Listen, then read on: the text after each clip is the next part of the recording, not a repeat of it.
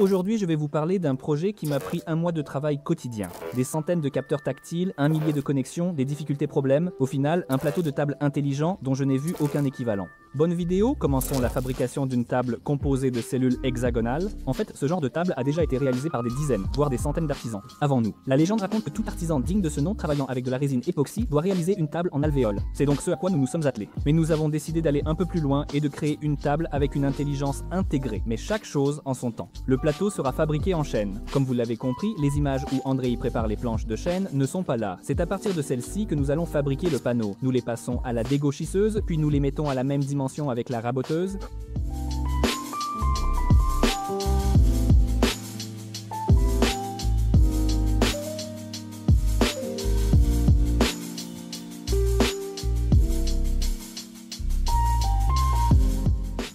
Planches à la même taille, assemblage par collage, rien de compliqué. Des planches, de la colle, serre-joint.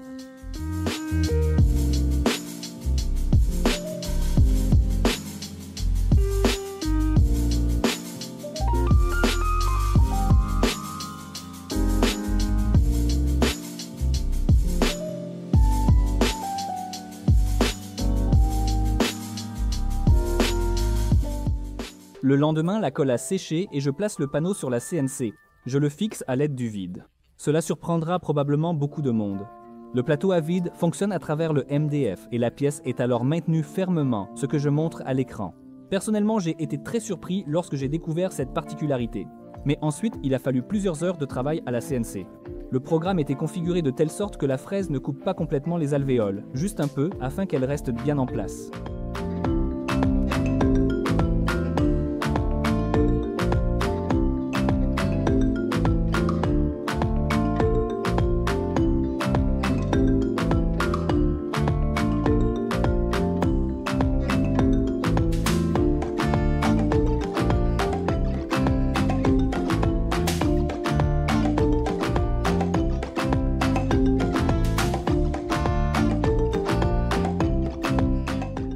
Au final, on obtient ce genre de ruche, que je ponce avant de couler la résine époxy. Sinon, les fibres et les copeaux resteraient à jamais dans la coulée, étrange que cela puisse paraître.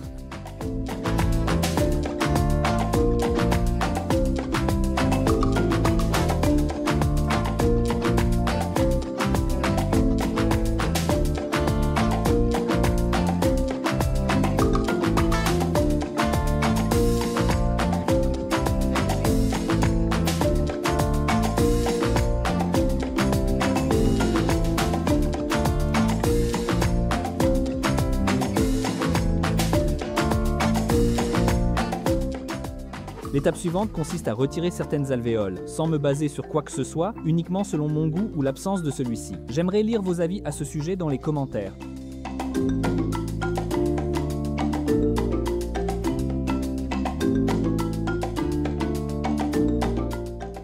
Une fois les alvéoles à retirer enlevées, on prépare le plateau pour la couler. Comme vous pouvez le voir, après le fraisage, le plateau s'est légèrement voilé. Nous le maintenons pressé sur tout le pourtour avec des serre-joints et appliquons du silicone.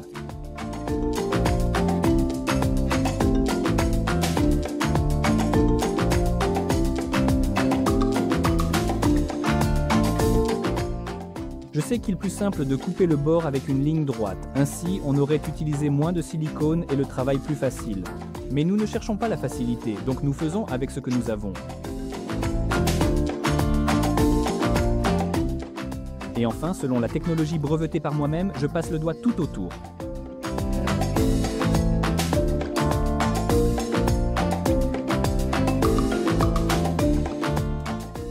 Pour la première couche, comme pour les suivantes, j'ai utilisé un produit appelé Crystal Epoxy de chez Artline. Comme la couche de coulée est fine et que le produit sèche, ou plutôt, il vaudrait mieux dire qu'il se polymérise, c'est-à-dire qu'il se transforme en polymère, en seulement 24 heures, ce qui est très pratique pour les travaux en couche fine, comme dans ce cas. Je l'ai légèrement teinté en bleu clair. Au final, cette couche doit remplir le volume à 60-70%.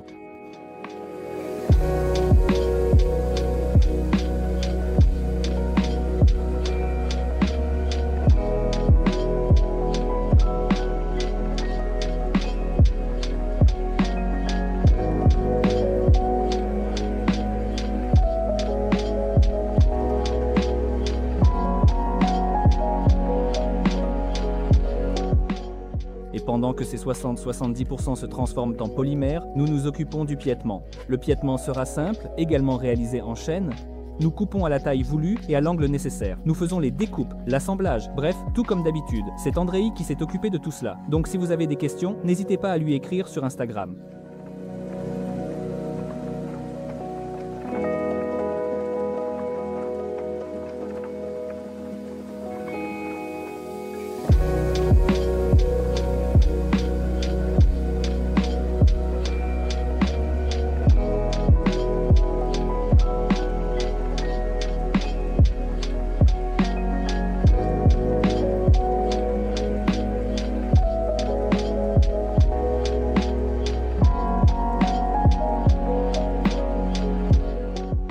Quand tous les éléments sont prêts, nous assemblons le caisson dans lequel toutes les installations seront dissimulées. Ici, tout est simple. La base est en contreplaqué, encadrée de baguettes en chaîne et fixée à l'aide de colle et d'un cloueur.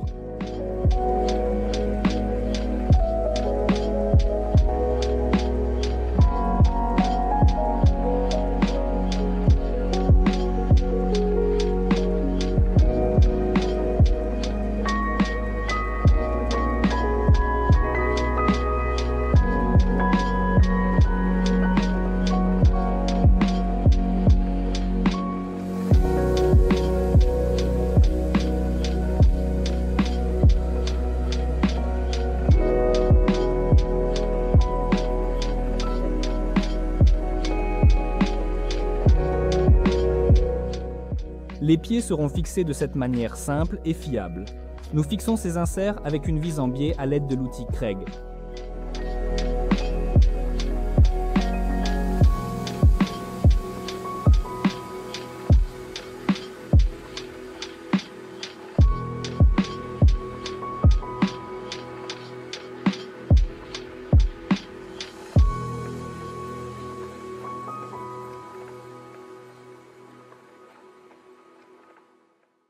Pendant ce temps, la première couche a séché et je prépare à nouveau la même composition.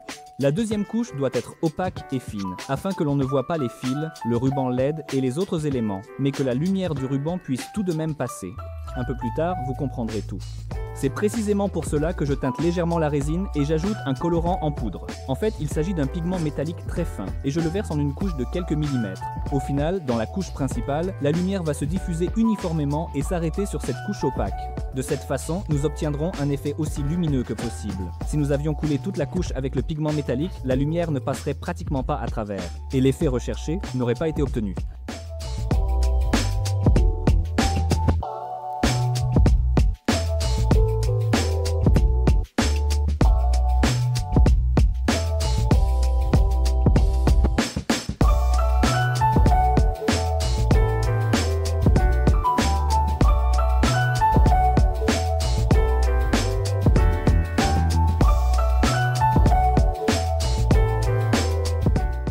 Comme ce pigment est plus lourd que la résine, il faut le remonter régulièrement du fond, de cette manière. Il faut le faire directement, juste avant que la résine ne commence à prendre. C'est précisément à ce moment-là qu'on peut le fixer à la bonne position, ce à quoi je m'emploie.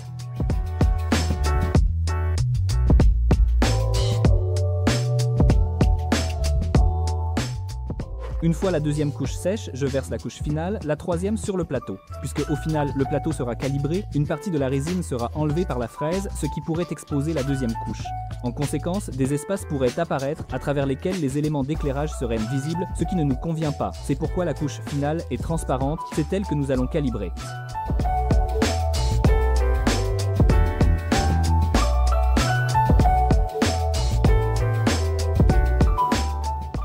Avant de calibrer le plateau, nous le coupons à la bonne taille à l'aide d'une scie à onglet.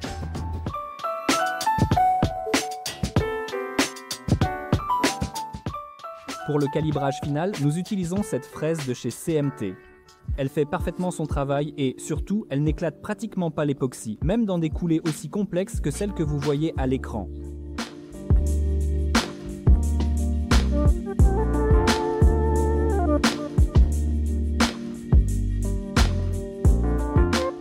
Et maintenant, il devient clair que l'idée initiale était de ne pas découper complètement les alvéoles.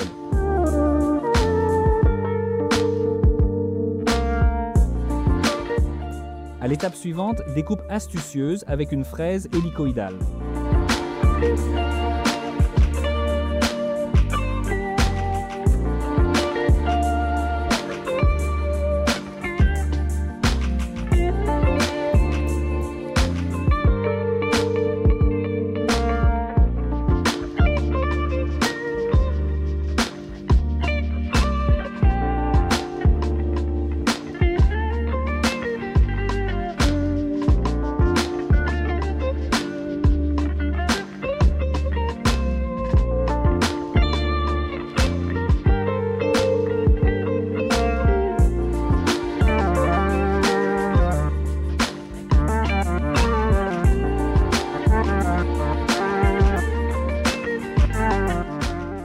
Après plusieurs heures de travail sur la CNC, le plateau ressemble à ceci. Il ne reste qu'à enlever les fibres et passer à la partie la plus intéressante.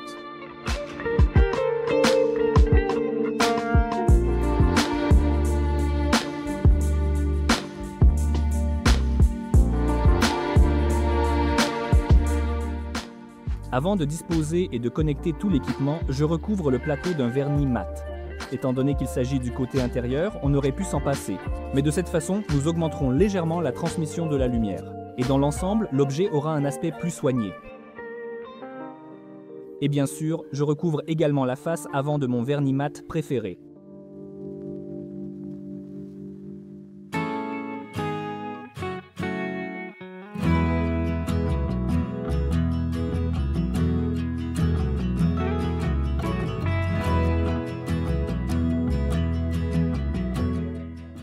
Pour obtenir l'effet souhaité, il nous faut intégrer une centaine de capteurs tactiles.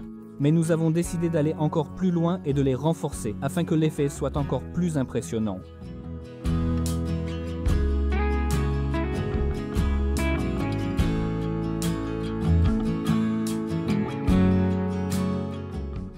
Ensuite, nous fabriquons une centaine d'anneaux en aluminium sur lesquels sera collée la bande LED adressable. Ils serviront de dissipateurs thermiques pour le refroidissement. Tous les matériaux à portée de main sont utilisés, y compris un vieux tuyau du bon diamètre.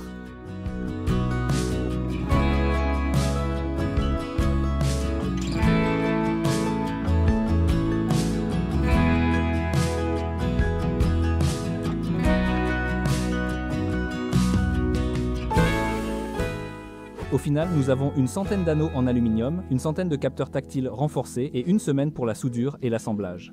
J'ai commandé tous les composants électroniques chez nous, les liens sont dans la description de la vidéo. Je tiens à remercier tout particulièrement pour la livraison rapide, donc je peux recommander ce magasin en toute confiance. Tout le système fonctionnera avec une Arduino. Je ne m'y connais pas vraiment en électronique, c'est pourquoi Alexei a rejoint notre équipe. C'est lui qui a réalisé toute l'électronique pour ce projet. Un immense merci à lui, grâce à lui nos projets atteignent un nouveau niveau. Pour toute question sur le développement d'appareils à microcontrôleurs, adressez-vous à lui. Je laisserai le lien de son groupe en description.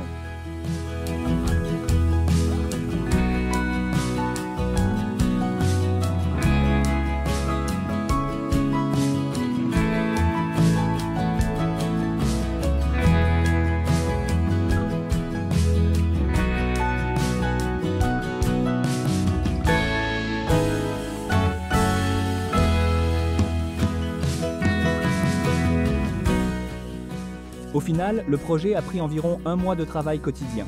Bien sûr, ce sont précisément ces projets complexes que nous aimons créer. Pour des raisons évidentes, cela ne sera possible que grâce à votre soutien. Si ce genre de vidéo obtient des vues, elles apparaîtront régulièrement. Donc tout est entre vos mains. Un like, un partage et un commentaire aident beaucoup à promouvoir la vidéo. Merci d'avoir regardé et que la hache vous porte bonheur.